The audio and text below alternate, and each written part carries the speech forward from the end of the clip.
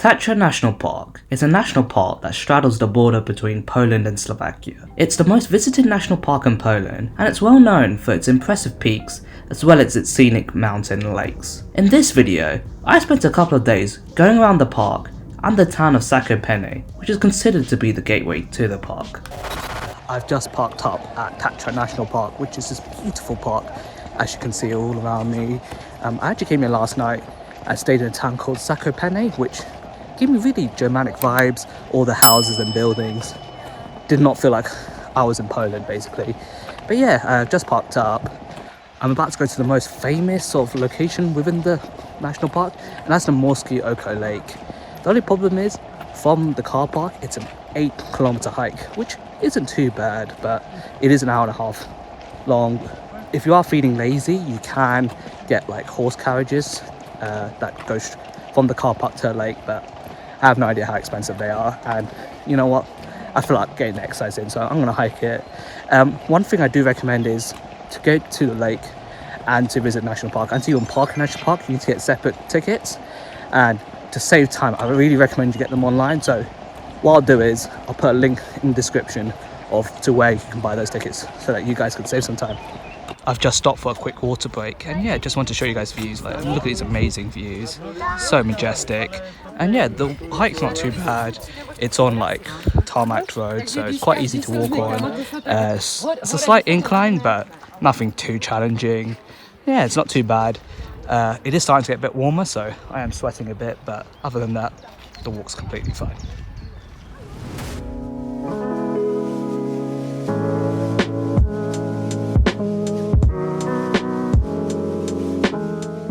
So according to the signs, I'm about a kilometre away from the lake. I feel like I've walked a lot more than 8 kilometres. In fact, according to my Fitbit, I've walked about 11 kilometres. So either all the information online is lying or my Fitbit's lying. You guys decide which one. And it's also got a lot more sort of uphill the closer we've got towards the lake. Well, not too steep, but it's definitely got a lot steeper than it was at the start.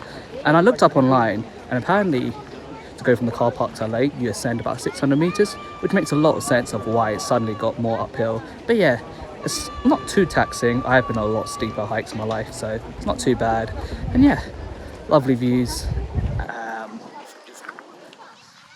Like that. I'm not sure if it's coming across on camera well, but yeah, lovely views. I'm sure the views will get even better when I get closer to the lake.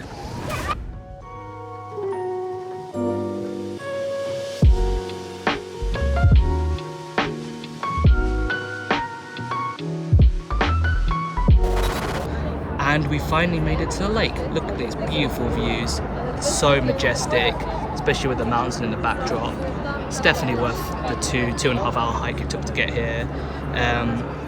Sadly, you can't actually swim in the lake, but we are planning to chill by the lake, though it looks very busy where we currently are. So I'm gonna walk down a little bit and just chill by the lake over there somewhere on the side.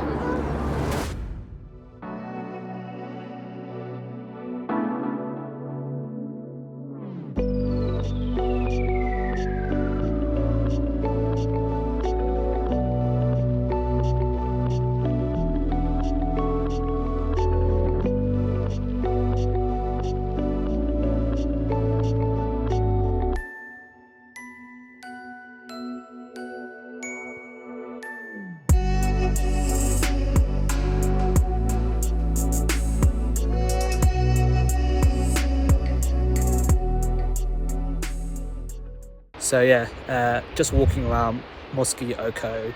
I do recommend, if you want to get away from the crowds, which the main sort of entrance to the lake is all the way over there. I don't know if you guys can see the huts in the distance. So that's the main entrance. And over there, it was absolutely packed full of tourists. But if you want a bit of peace and quiet, I definitely recommend walking around the lake. So yeah, to get amazing views like this. I mean, just look at it, it's just so beautiful. And hopefully that's come across in this video. Whilst the path to the actual lake itself was just smooth tarmac, to go around a lake is a path like this. So whilst it's quite wide here, at some parts it can get very narrow, so be careful. There's some pretty slippery rocks.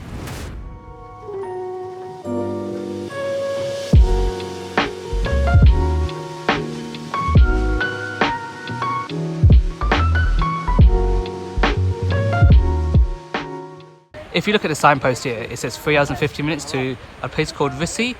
And that Vyssy is the tallest mountain in Poland. In fact, you actually can see it from here. I'm not 100% sure, but I think it's this mountain, or if it's not that one, it's the one just in the distance over there behind those trees. But yeah, it's the tallest mountain in Poland. It sort of actually crosses the Poland-Slovakia border. In fact, sort of the other side of these mountains is Slovakia.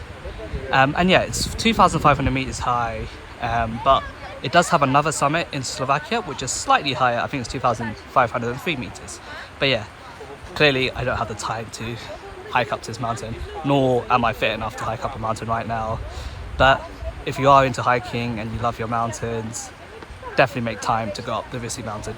Just finished walking around the lake with all the stops for filming and so forth. It took about 2 hours in total, but I reckon if I didn't stop, it'll probably take 45 minutes. So it's not too long, definitely worth doing, especially if you want to get away from the crowds and have a bit of peace and quiet and admire the beauty of the lake.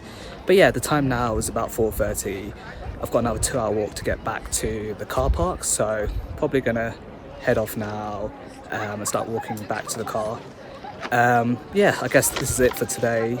Join me tomorrow as I show you more parts of the Tatra National Park. But I hope you guys have enjoyed this view, and I'll leave you with a lasting view of this lake. Morning, today is day 2 of my visit to the Tatra National Park, and sadly my last day in Poland overall. So today I've come to a place called Zakopane, which is sort of the gateway into the Tatra National Park. It's where everyone stays when they come to visit the national park.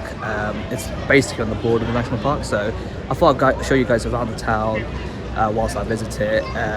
And yeah, it's sort of known as the winter capital of Poland. It's sort of an up-and-coming, really famous tourist resort, and today being a Saturday, it's just full of tourists. So currently I'm on Zakopane Street, which is the main street on Zakopane. It's like a pedestrian street with like loads of market stalls. It's very beautiful. I'm gonna sort of walk around here and then grab something for lunch.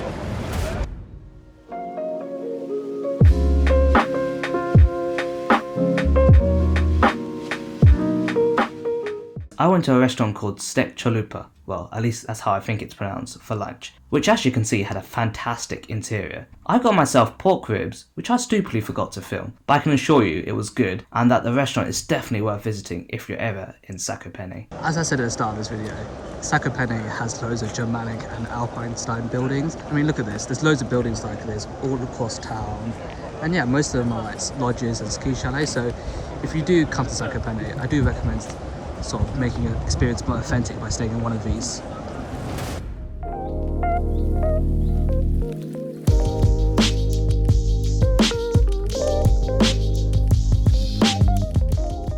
The horses I just filmed are ridden by the Gorals, who are the local ethnic population in Zakopane, well, this part of Poland. They also, I think the ethnic group also stretches to part of like northern Slovakia, which is right next to the border with Poland. And yeah, they're the local sort of ethnic population in this region.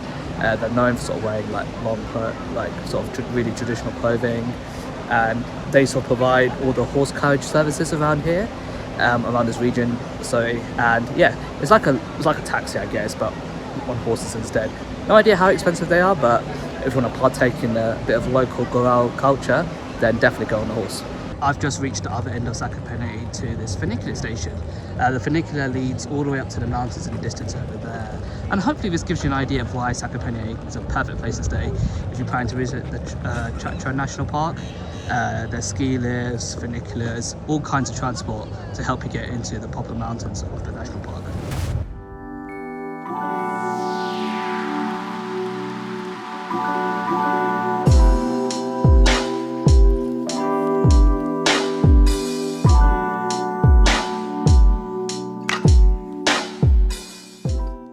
And yeah, I guess that brings to the end of this video into my guide into the Tatra National Park. Hopefully by watching this video you've seen how beautiful the park is and why it's definitely worth visiting. And if you do come to the park, make sure you stay in Zakopane. It's definitely worth your while. There's lots to do around this town as well. And yeah, I hope you guys have enjoyed this video as well as my Krakow video. Make sure you watch that if you haven't already. And yeah, hopefully I've given you some tips on things you can do in Poland. But yeah, make sure you subscribe, like this video, do all that good stuff, and I'll see you guys in the next one.